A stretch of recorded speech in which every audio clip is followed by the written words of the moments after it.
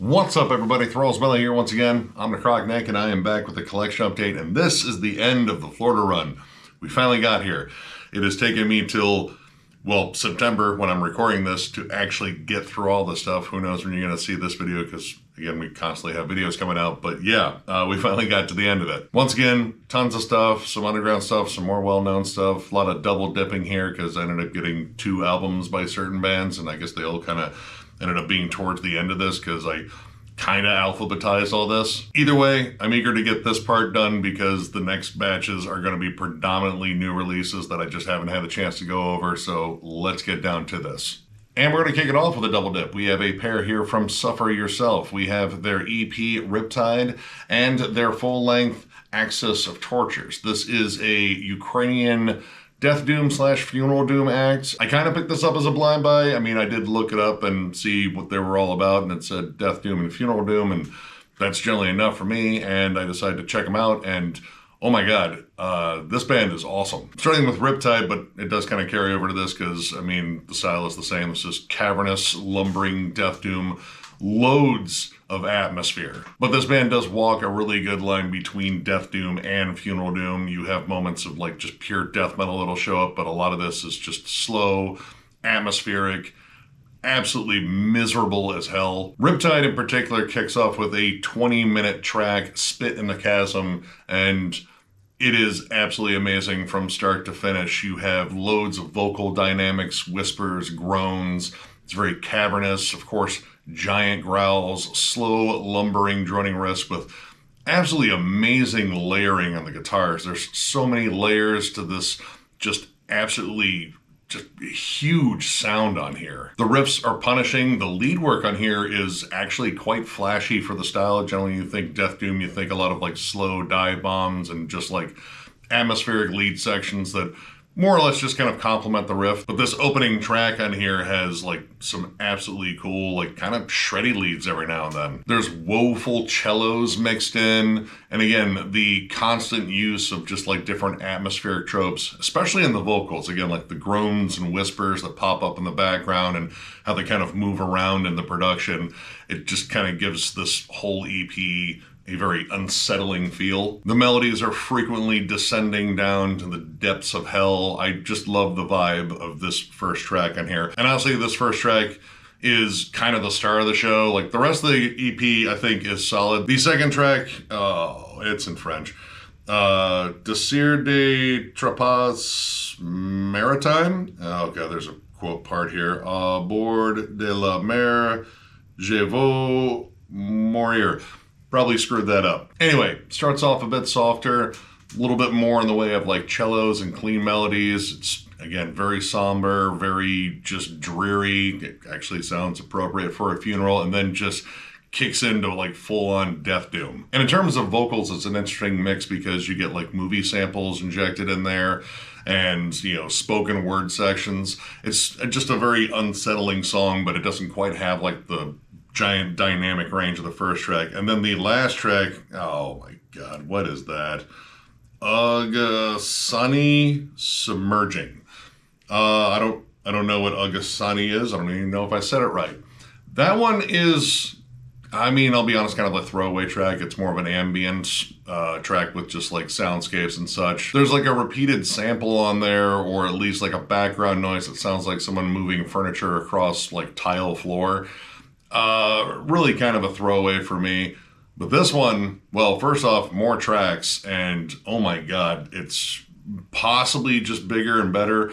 Well, just because it's a full album and there's a lot of like, you know, dynamics between the tracks. Pretty much everything I love about the first track on here is present pretty much on the entire album, and possibly a little bit more wide-reaching in terms of their sound. This one, I think, is better about like building tension and just kind of like building the songs to the grand heights, or it's Funeral Doom, the grand depths, maybe. Either way, the long song building on Axis Insanity, which all of these songs are Axis something. The slow, lumbering build with the groaning, atmospheric vocals and whispers builds into, like, honestly, like flat out death metal. Like, you know, songs like Axis Despair and Axis Pain both have like more prominent death metal sections where there's actually like blast beats for a second, heavy tremolos.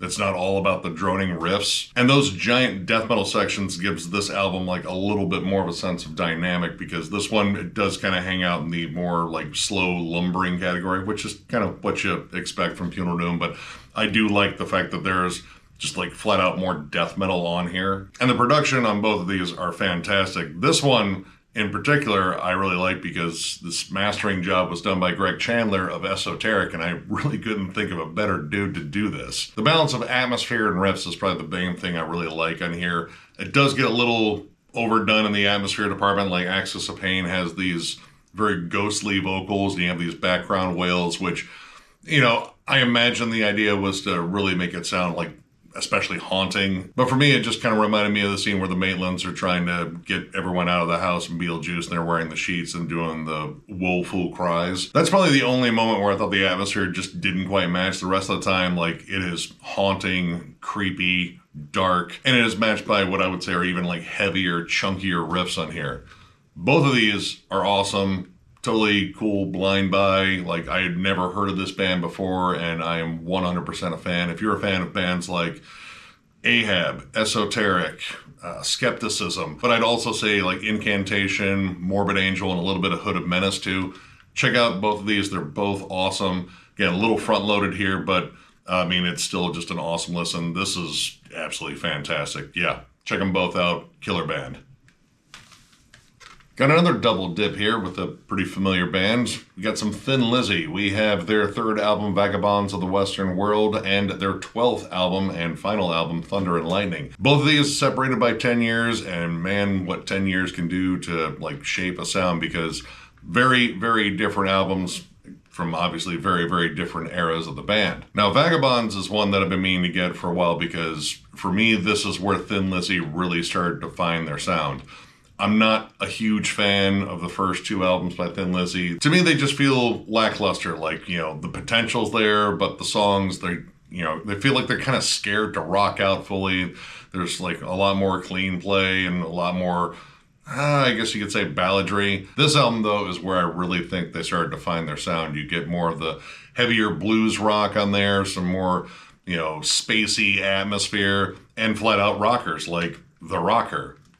Duh. Same thing with the title track. These songs actually kind of have some energy to them. They don't feel like they're kind of holding back. And man, I love Phil's bass playing on here, dude. Gonna creep up on you, man. That slippery, kind of slinky bass line that's on there just adds to that just amazing kind of like funky groove to it. That song is just catchier than hell. Tonally, I feel like this one can be a little all over the place. You still hear a bit of their older sound, like the softer, more subdued songs versus the more adventurous, I wouldn't necessarily call them like heavy songs, but the ones they were definitely experimenting with sound.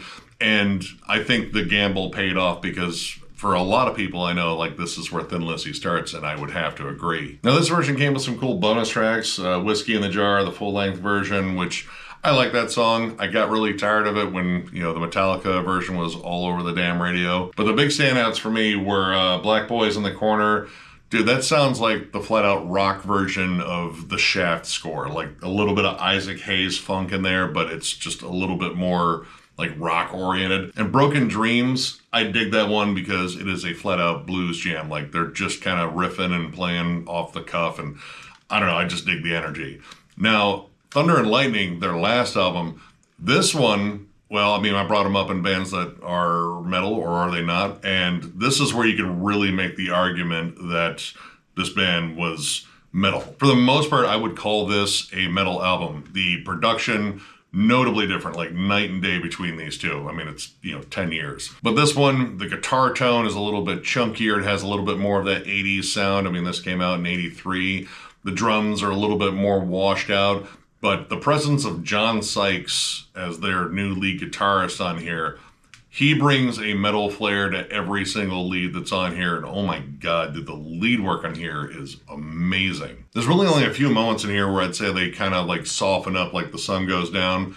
I love that song, but it is like probably the one where like there's a little bit more emphasis on like, softer melodic hooks. The rest of this, man, like this is the one, the title track, Cold Sweat. Cold Sweat is one of the best riffs I think this band has. Like, it is just an absolute banger of a song. The Holy War, I would say, is a flat out metal song. Like, those riffs are metal as fuck. And I gotta say, the drum and bass lines to that song in particular sound very familiar to Killing Joke's Love Like Blood. Like, it's pretty damn spot on. Not saying that they lifted it or anything, but it is really, really similar. Bad Habits was probably one of the only ones where I just had kind of an issue with the reverb on it. Like, it just seemed like it was just too much reverb on the vocals in particular. But yeah, this whole album, honestly, just flat out whoops ass. And honestly, the only song that I had heard off of this album before getting it was Cold Sweat, because I've heard like numerous bands cover that because, well, I mean, it's just like an absolutely badass riff. That song has the distinction of being probably one of the only good songs on Megadeth's Super Collider, and it wasn't even theirs. That's how much I don't like that album. But yeah, both of these are awesome for very different reasons. If you are a big fan of Thin Lizzy, there's a good chance you already have these albums. And if you're just getting into Thin Lizzy, I recommend both. Again, they just have like totally different vibes, but it's still 100% Thin Lizzy. Check them both out. Thin Lizzy rules. I think I have a few more to get, and then I think I've pretty much rounded out their discography. I still might get the first two just to kind of, complete the circuit, but I don't know. Again, not a big fan of those, but yeah, these, great.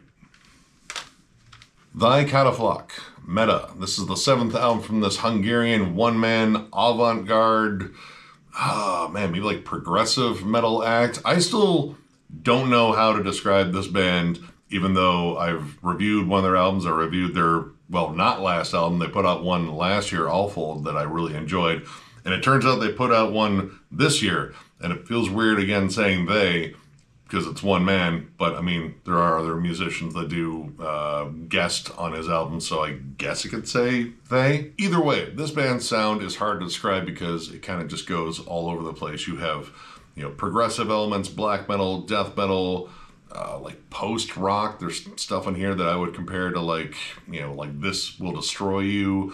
But you also have like electronic elements that come in, both real drums and electronic drums. You have some stuff that borders on like symphonic metal at times. It's really hard to just categorize this band, but I know that this band just writes, like very engaging, just strange music, and I really dig it. And honestly, for like an avant-garde band, I find them easier to get into. Like, this isn't like a super challenging listen like, Sleepy Time, Gorilla Museum, where half the time you're just going, wait, what happened? Musically, this definitely has like good roots in riffs and melodies. It's not trying to be too weird. There's really good like folky passages too. The second track, Sorelli, might have said that right, might not have. There's like a really good build with strings, you have female vocals, and then it kind of gets into like more almost like atmospheric black metal, I guess you could say. And the symphonic arrangements on here are really good. It's just they're on tracks that I can't pronounce, like Ixion Dune and Malmok Jarnak. These names sound like places and people in Frank Herbert's Dune. I know that I liked the more like kind of almost stoner doom riffs that show up on Vanatut as Isaac. That one. If you find the CD, look for the one that starts with Vanatut. Or Tut. I don't know. That one has some really good stony kind of like just doomy riffs. It's a little bit more like warm sounding. And, generally this band in terms of like the more extreme metal will go more towards like black metal or death metal. This one, I don't know, it was a little bit more all over the place. Basically, it kind of reminded me a lot of a band like Isak Trillium, except like mostly instrumental. This band is hard to describe, but I recommend checking it out. Again, it's like a little bit of everything, but it's arranged in a very listenable and approachable way. It doesn't feel like it's going too off the wall in terms of being like, too avant-garde or too progressive or too pretentious or anything like that. I really dug this. I recommend checking out the band in general. I might actually have to check out the newest one. I didn't even know that came out, but check this out. Pretty solid listen. Tomarum, Ash and Realms of Stone Icons. This is the debut album from this Georgia-based, I guess you could say black metal, like symphonic black metal, progressive black metal, maybe Black and Death. I don't know. again, kind of in a lot of camps there. I wanted to go over this album when it dropped in 2022, but we just didn't have time, and then I kind of just totally forgot about it. I heard one track. I thought it sounded awesome. This band also features members of Monotheist and Lunar Chamber. Both bands I really enjoy, and this is, honestly, it's kind of like Ne Obliviscaris.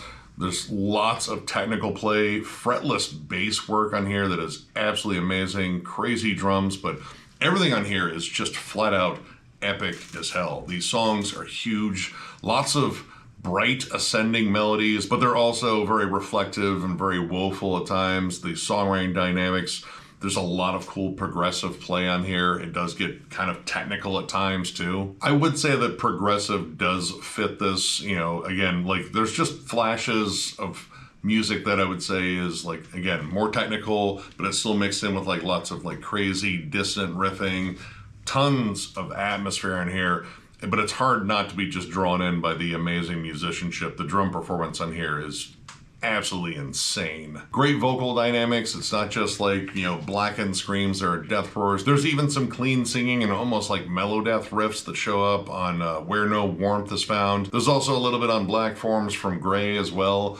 It's just a really immersive listen, but it's immersive not only just in the atmosphere and the scope of the songs and just being huge and lush and very melodic, but it also draws you in with fantastic musicianship. Like In This Empty Space features an amazing fretless bass solo, but I think the big standout is Awake Into Eternal Slumber, the last track that has the biggest crescendo at the end, huge vocals on it. This album is amazing. I really wish we went over it. If you're a big fan of Ne Obliviscaris, especially, like that is probably the biggest, you know, comparison I could make there. Also Lunar Chamber, if you really dig them, check this out. Fantastic release. The next time they release an album, hopefully we will get a chance to go over it. But yeah, fantastic stuff. Triage. This is the self-titled debut from this Texas death grind act, a band that will be at MDF next year that I definitely want to check out because generally all the grindcore bands at MDF are just an absolute blast. This band features current and former members of bands like Noisier, Gridlink, and Kill the Client, all bands that I really enjoy, and this is just some absolutely savage, very straightforward death grind. Good mix of just like grindy fits of violence and punky downpicking with death metal tremolos. Surprisingly, there's like a fair amount of like good hardcore grooves in here, like Horrors of War, Police State, PTSD. But overall, this is just fast, explosive, like more grindcore related in terms of the pace and the length of the songs. Though I gotta admit, like some of the tremolo hooks in here are pretty catchy, like Warface in particular. That's just a flat out catchy song, despite it being just absolutely grindy and violent. This whole EP runs under 20 minutes, which is kind of interesting because this whole EP is longer than the latest Nails full length. When it comes down to like full lengths and EPs and grindcore, it's hard to tell sometimes because you can get one that's like 20 tracks and it's like, oh yeah, this is our full length. It runs 18 minutes, and then get like another one that's like, yeah, this is our EP, it runs, you know, 25 to 30 minutes. Whatever, I'm just here for the music, and this whole EP is absolutely ferocious. Really good production on there. I like the vocals in particular. There's like some interesting kind of like give and take between, I assume there's like multiple vocalists on here. One of them definitely has like some more hardcore growls, but they're like distorted and kind of like, you know, sound like they're being screamed through a broken PA through a drive-through. There are a few songs in here that get a little bit outside of the death grind formula, like, you know, leaning more towards one style than another. Talking Heads and Radiation Fall both lean more heavily on death metal. They're a little bit more groovy, a little bit more sinister. And St. Darwin's Wrath is almost more of a punk song, granted played with like more punk ferocity, so I guess you could almost say like, you know, disrupt-ish, so kind of bordering on crust punk. So yeah, this EP is absolutely awesome. Looking forward to seeing them at MDF if I get a chance. We'll have to figure out where set times are and who will be the sacrificial lamb in terms of bands we miss. I'm hoping I get a chance to see this band because grindcore bands, specifically at the soundstage, that is, I don't know, honestly some of the most fun I have at MDF. But yeah, killer stuff. If you're a big fan of like any of the bands that these guys are a part of, plus like Nauseum and Rotten Sound and stuff like that, check out this EP. Banger. Trial, Vessel. This is the second album from this Swedish heavy metal act. I remember seeing ads for this like years ago, because this came out in 2015, and it was at a point where I really wasn't like super huge into the retro heavy metal thing, but yeah, I saw this one pretty much in a used bin, recently priced. Pretty much I've said this story for a lot of these, and I decided to check it out, and this is pretty damn awesome. It is a little bit grittier than I expected. Like generally classic heavy metal, you don't necessarily always get like the heaviest of guitar tones. This one, the guitar tone sounds like very raw, kind of squawky, almost dirty sounding. And there's a fair amount of like ominous melodies and kind of like doominess to this. Like there's stuff in here I would definitely compare to like Crypt Sermon, albeit maybe like a little bit faster. And I would definitely say that this band takes some cues from like Merciful Fate as well. Vocally, it's kind of close to that. They don't have that super high range that King Diamond does that I still can't quite get into. But they're very woeful instead of being like very triumphant and epic. Like everything about this album is, you know, kind of gloomy overall. And the darker tinge to this really works well with the harmonies. Again, it's not like those full bore like Iron Maiden, like soaring harmonies where you feel like, yes, I can conquer anything. These are very woeful, and it adds to this whole sinister vibe in here, and honestly makes this album like quite a bit heavier too. It almost feels like an epic doom metal album played at the speed of like, you know, classic, you know, speed metal and classic heavy metal. So while songs like To New Ends, A Ruined World, and Where Man Becomes All are faster and more energetic, they still retain that sort of like creepiness to them. But when this band slows down, that creepy atmosphere has time to simmer, essentially, like Ecstasy Waltz. One of my favorites on here. The piano and guitar interplay at the beginning of that song really sets the mood, and it just builds to like really grand heights. The lead on that song is absolutely amazing. Through Bewilderment was also a big standout for me. I love the transitions on there. It's a bigger, more adventurous song, I would say. Restless Blood as well, the giant 13-minute epic at the end, is absolutely amazing. It's kind of that Iron Maiden style epic, but done more in the spirit again of like Merciful Fate, because it is sinister and creepy and again like kind of grittier overall. And that's the thing that I really liked about this. While it does, you know, check off all the things that I like about heavy metal, it's done in a more sinister, ominous sort of style. And I think that just kind of makes it stick, at least for me, a little bit more. Either way, if you have not checked out this album, I strongly recommend it. I need to get some more Trial in my collection. This is just fantastic, old school heavy metal done with an extra sinister touch, and it absolutely works. So yeah, check this out. Unfathomable, Ruination, Decennium, Ruinae. This is the second EP from this UK brutal death metal, brutal technical death metal act. I got in this band with their album Enraged and Unbound a while ago, and this turns out to be their last release with their former vocalist Ben Wright, who I believe was replaced by the former vocalist of Abnormality. And while I really liked Enraged and Unbound, this honestly kind of feels like, you know, leftovers. I believe one of the tracks in here, it might be the opening track, Suspended in Entropic Dissipation, was actually re-recorded from one of their early releases or like an early demo or EP. And a lot of the stuff, like, it does what brutal death metal does pretty well. Like, you get heavy, chuggy breakdowns, intricate technical riffs, blast beats, vocals that sound like a whale barfing underwater. I mean, you know, all the things you kind of expect. But to me, like, honestly, the songs don't really jump out that much. Like, yes, they are brutal, they are chuggy, they are heavy, but there are very few moments in here that kind of, like, rose above the norm and kind of like grabbed me for like a specific hook on here. Disciples of Pestilence was probably my big standout in here. The last track, it is a little bit more melodic. There's a good like clean section on it that kind of builds it up a bit. You really don't get that on the other tracks. And you know, while it is again like shifty and technical, like Cryptopsy or Wormed or Defeated Sanity, it kind of has that like sledgehammer brutality you expect from like Ingested too. And while it's all done competently, it's just, again, like not that flashy outside of, again, that last track I do think is pretty solid. So yeah, overall it's an okay EP. Like it's very straightforward, you know, kind of by the numbers for the style. It doesn't do anything really bad on it. Like there isn't like a song in here where like, that is just absolutely terrible. But it also feels like it kind of blends in with the pack. I am kind of curious to hear what they do with the Abnormality vocalist now fronting the band, maybe the next one will be a little bit different. I do miss Abnormality. I thought that band was pretty awesome. I actually got a chance to see them, once years ago. I forget which bill they were even on. Anyway, if you're a big fan again of Cryptopsy, Ingested, like Suffocation to an extent too, check it out. It's all right. Either way, give it a whirl. Figure out if you like it for yourself. Who knows? You might really dig this. But for me, it was just okay. Unmerciful, Ravenous Impulse. This is the second album from this Kansas-based brutal death metal act. Features former members of Origin, namely Jeremy Turner and Clint Appelance on guitars. I've been meaning to get into this band for a while. Like, it's just been on the list, and I came across, again, one of their CDs. Like, yeah, you know what? It's time. I had heard songs by this band in the past. I like their style. It is fast. It is brutal. This is blast beat centric with just tons of heavy, intricate riffs that seem to swarm around you.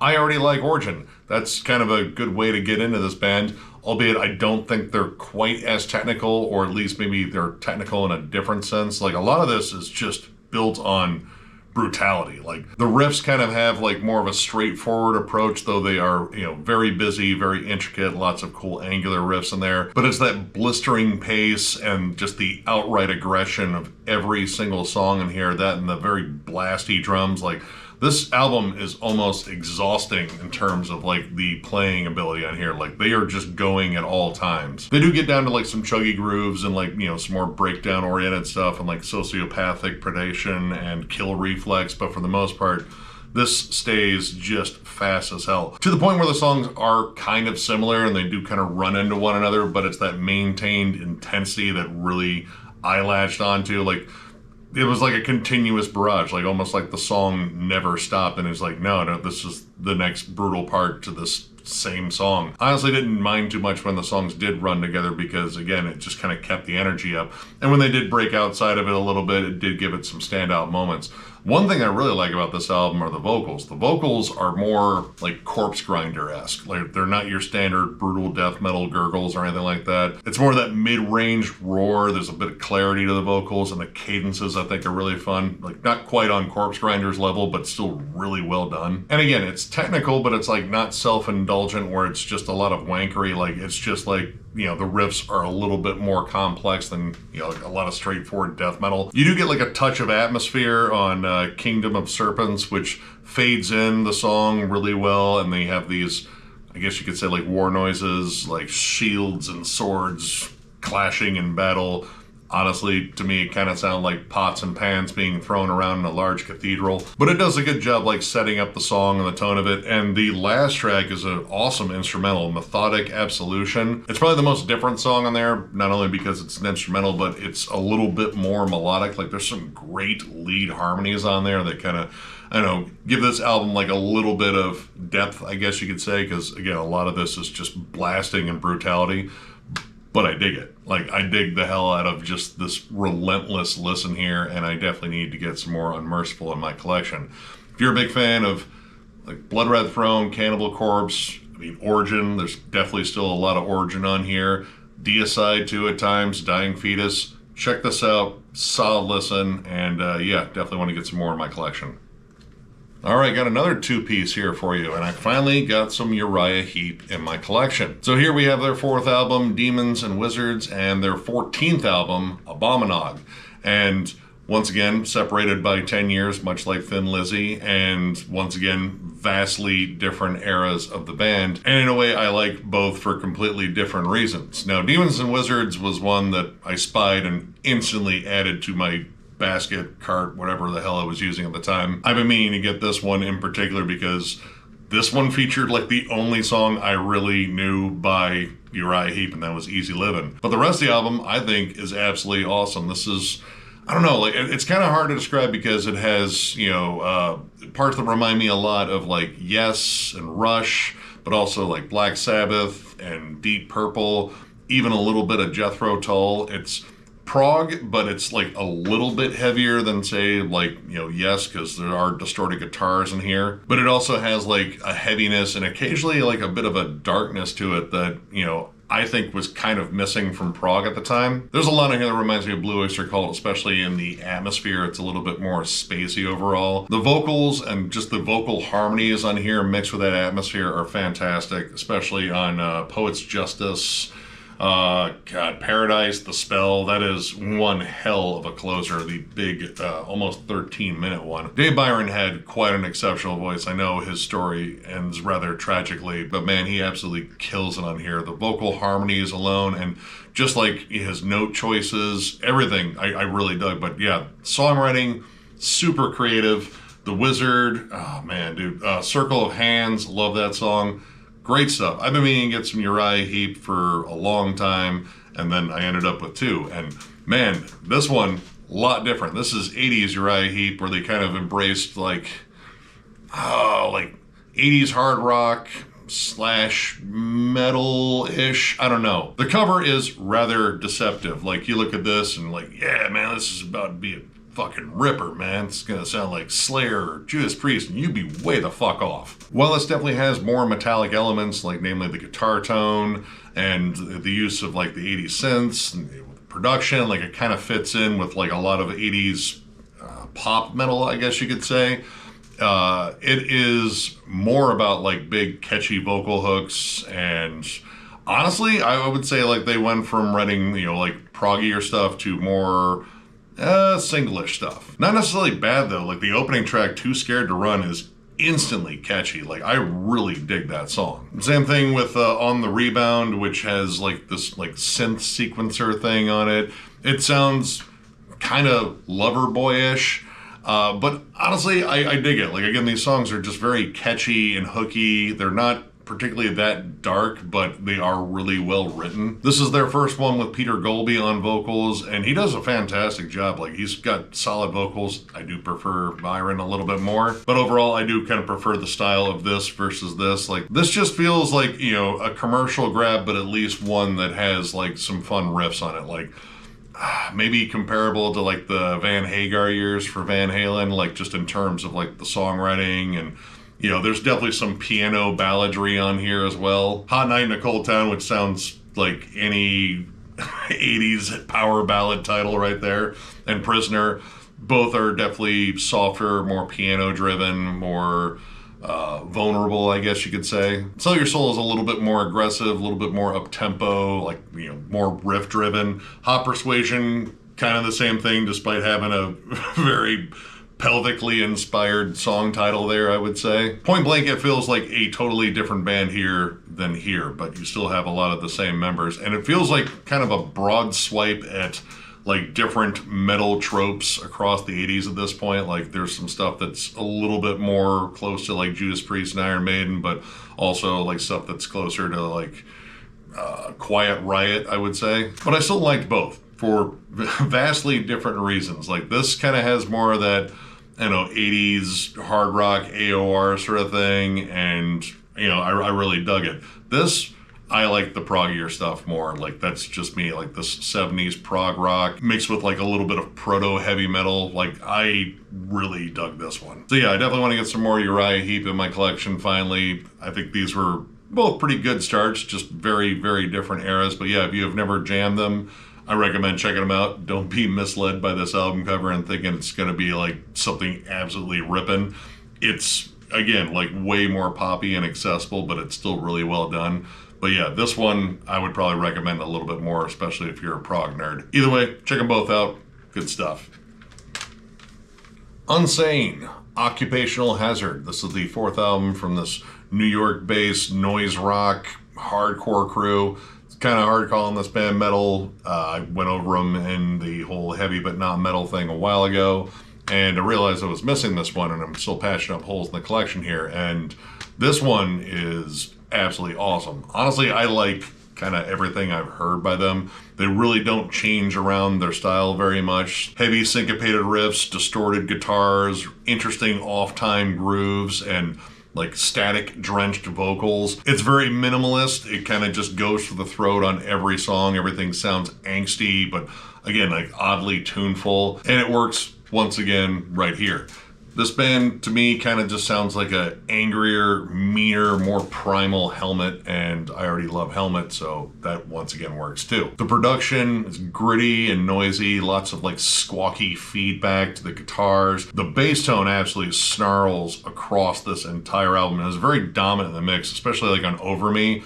You can really hear that thing kind of just sizzle in the background, but it's also a really cool bass line. This band is like, I wouldn't call them melodic because I don't think that's right at all. I don't think you call noise rock melodic, but they are catchy. Like the grooves are infectious. It kind of has, again, that kind of hardcore beat down swagger with the syncopated riffs, but it also has like a weird like alternative-ish sort of pull too. Stop is a good example of that. It's, again, like oddly catchy. There was like a good hook to the riff, but I wouldn't necessarily call it like outwardly melodic. It's just, again, a solid headbangable groove, and rhythmically it's just sort of infectious in a way. Kind of the same thing with Taking the Stray, like the heavy droning riffs on there and the interesting like isolated drums that kick it off and, you know, kind of build up the song. There's just something that is just catchy about it. I guess one way to describe it would be like they just take catchy rock riffs and hardcore riffs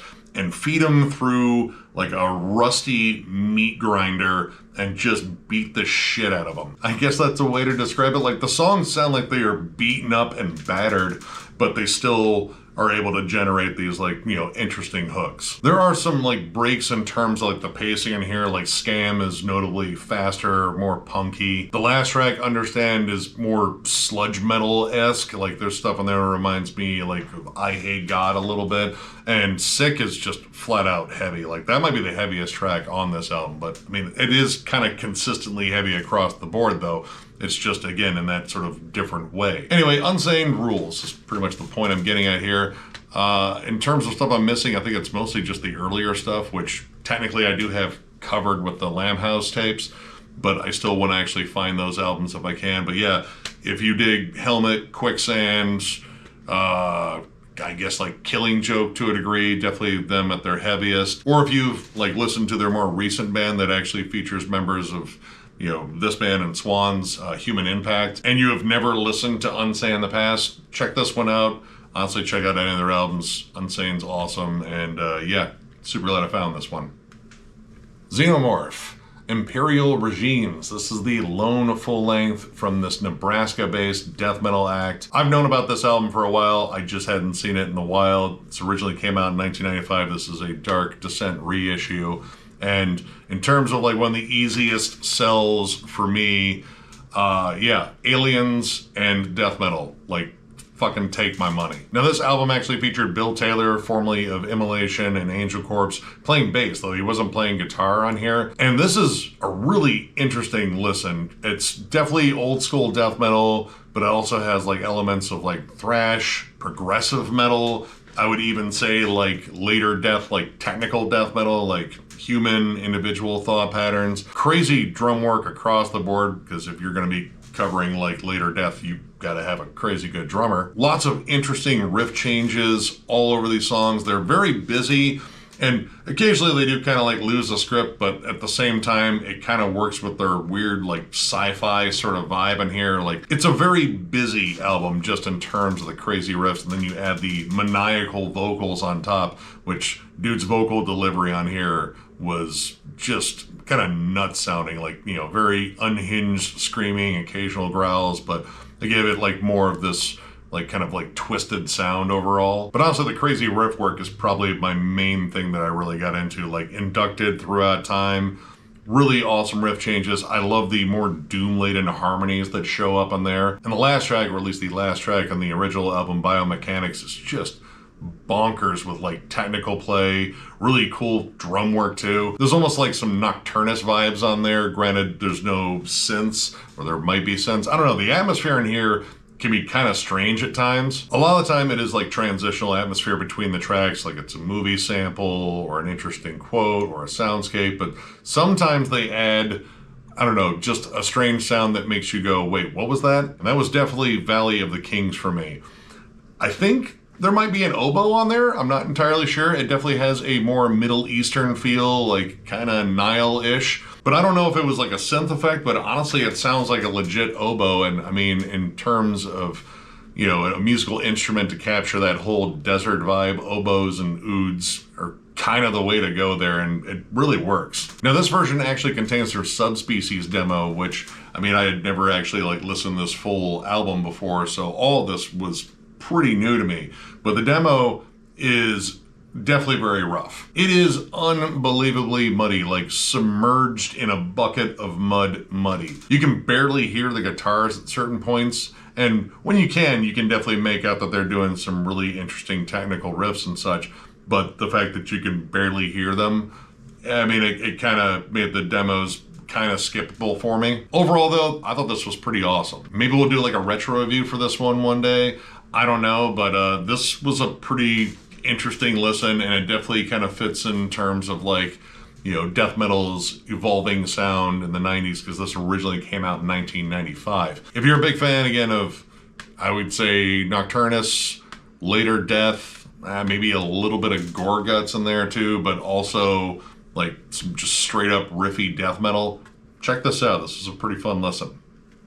Vomit Chapel, The House of the Lord Despoiled. This is the lone full-length from this one-man, Georgia-based, blackened death metal act, and that one man involved in here is one Justin Stubbs of Father Befouled and Confirmation and a litany of other bands. He goes with the surname Goat Vomit on here, which I thought was pretty cool, but then again, like the title of the band, Vomit Chapel, was, I mean, that's pretty gnarly. I mean, I don't know if Barf Church was already taken, but that would have been fun too. And honestly, I've only listened to like a handful of his other projects outside of Father Befouled and Inconfination. And unfortunately, the last time I did, I really didn't care for it. Well, it was just very raw and primal, and I mean, the songs didn't necessarily jump out at you. Like, it was very much rooted in like very similar riff structure from song to song, same drum patterns. And that is also my complaint about this one, albeit just with like a little bit of black metal. This is, I would say, like Profanatica worship.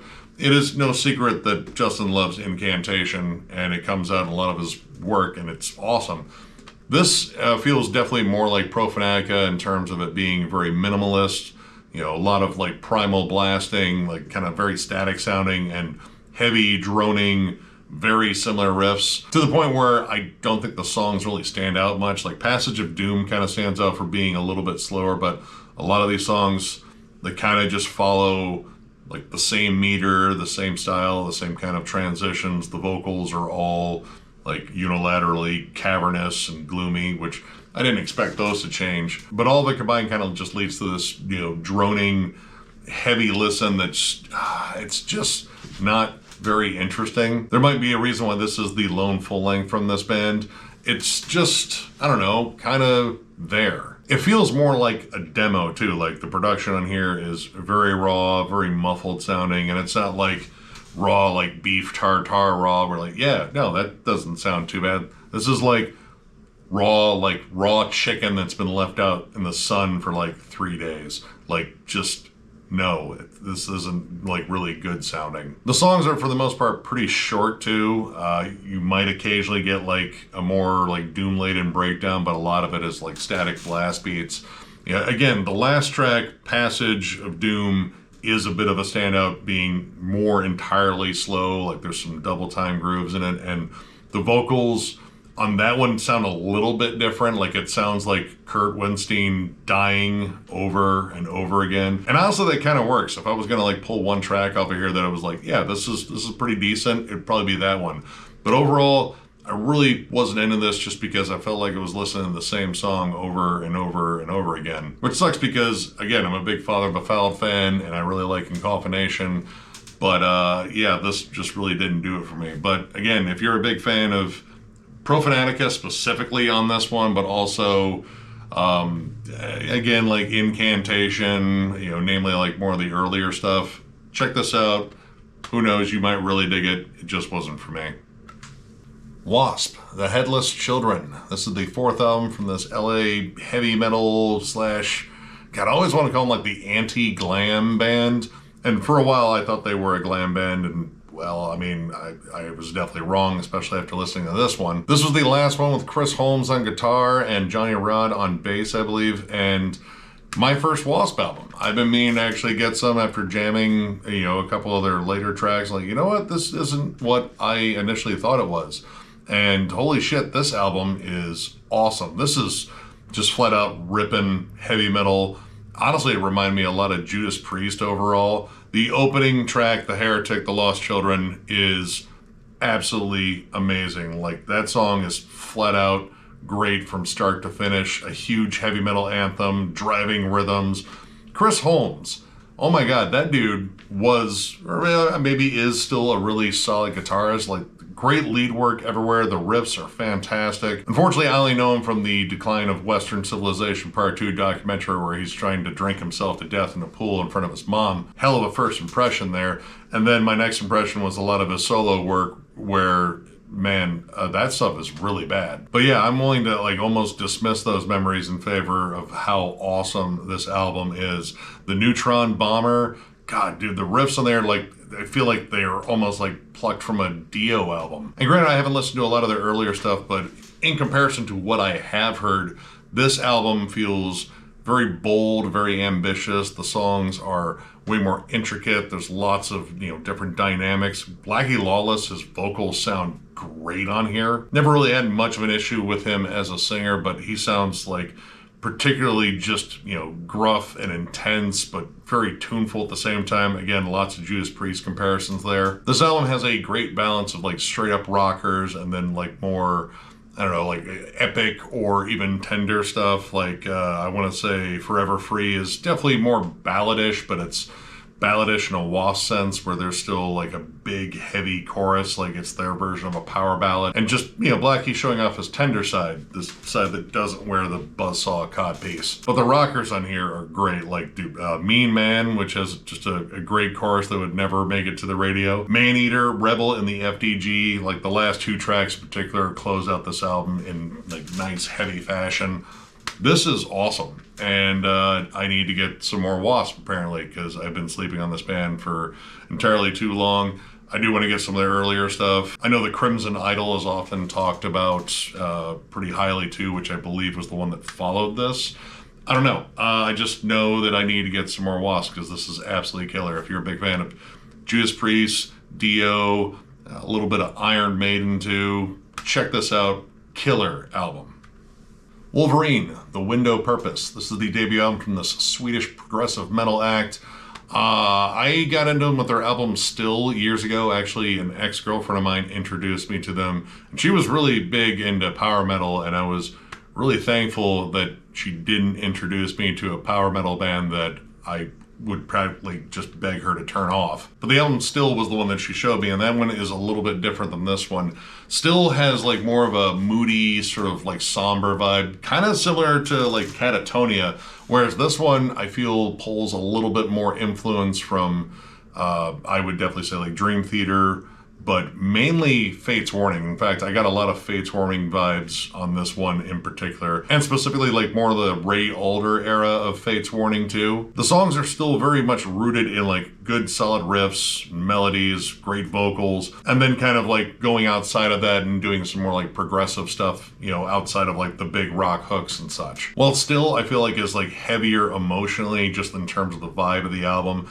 This one, I would say, is like heavier sonically, like in terms of like straight up heavier songs. Like Coma has a much darker vibe to it. It just has like a more like kind of brooding presence, and the riffs are a lot more chuggy and a lot more dark sounding in comparison to a good chunk of this. Same thing with My Room and Towards Lost. You definitely get a lot of that like Awake era Dream Theater sort of vibe to it, albeit not as like self-indulgent with like all the leads and keyboards and everything that Dream Theater does. In terms of that more somber vibe that I got on Still, I think Leaving Yesterday really captures that well. It's a really cool vocal duet. The female vocalist, I didn't write down her name, but she really didn't have like a lot of like notable acts she was associated with.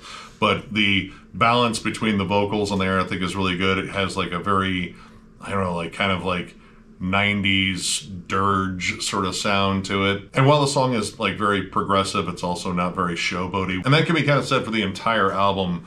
or just the band in general, where they, kind of show it off more in like the songwriting rather than just doing like, countless leads between like keyboards, guitars, or like, crazy drum patterns and such. Like a lot of this is very anchored in terms of like delivering solid hooks, but also kind of dazzling you a little bit in terms of the construction of it. I dig it overall. I do think it is a little uneven, like, in terms of the pace of the album, it feels a little odd. Like you get to a heavier track and the next one is very quiet and withdrawn.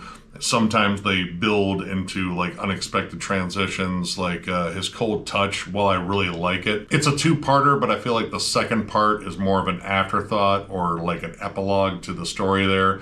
I don't know, it feels like it could have just been a part of the song in general. But overall, I think this is pretty good. I definitely want to check out more of this band stuff as well, since I only have one other album other than this one. And overall, I think it's pretty solid. So yeah, if you're a big fan of, I would say specifically Fate's Warning and Dream Theater, but also you get like a little bit of that gloominess and catatonia too. Kind of a mix of all those things. But yeah, check it out, pretty decent. Wrench in the Works, Decrease, Increase. This is the second and final album from this Connecticut-based metalcore act. I actually went over them in the whole Connecticut metalcore and hardcore video I did for States of Metal. I have their debut album, The Lost Art of Heaping Coal, which I think I probably described as Converge for Christ, because this band is a Christian metalcore band here on Face Down Records. And I never heard the follow-up to that one, and I saw this one in a used bin for like really cheap. I think I paid like $2 for this. And it's a little bit different.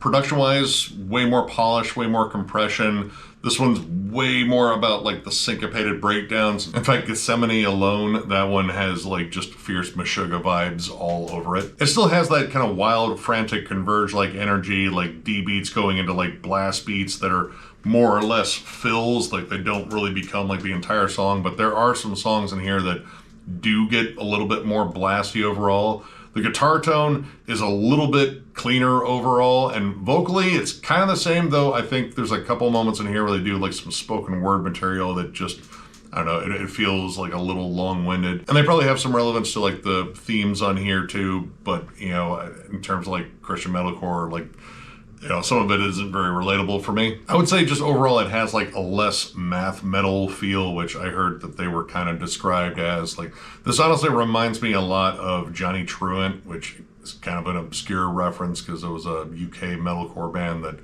I don't know if they really made a big splash, but I really enjoyed, I think, their last album. The slower cuts in here, like Death Slayer and Walk Amongst the Tombstones, definitely open up the album a little bit from like the frantic breakdowns and, just like the constant barrage of like, faster paced material. And in terms of the faster paced material, I do like the fact that Pocket Watch actually features some really gnarly thrash riffs.